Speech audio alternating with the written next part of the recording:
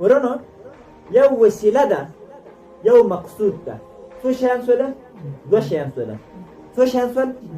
یو وسیله ده یو مقصود ده. مقصود هغه د الله رضا د شریعت نفاذ ده. دا مثال مقاصد دي.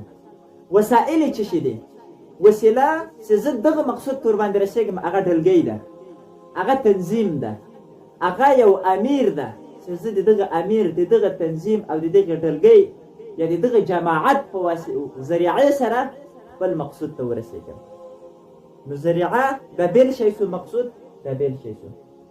خو ورونو که چېرې دغه ذریعه دغه وسیله چې هغه یا امیر ده یا ډلګۍ ده یا جماعت ده یا تنظیم ده، که دغه ذریعه تا ته مانع د مقصود ګرځېدلی چې هغه د الله رضا ده، هغه نفاذ د شریعت ده، ورونو له دغې ذریعې نه به بیا تېرېږي. ولې؟ دغه وسیله ده که نه د تا لپاره مهم څه شي ده؟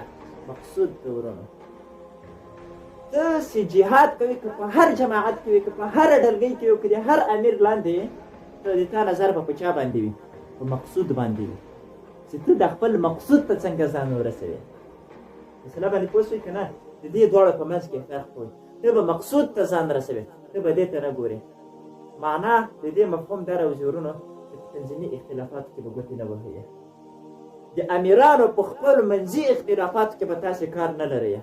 د جماعتونو خپل منځي اختلافات که راتلله داسې اختلافات چې هغه سبب دی هغه داسې شیان و چې تی د مقصود نه پاتې کولی چې هغه د الله رضا او شریعت او د الله دین ده او الله ته رسېدل دي، د دې شی نه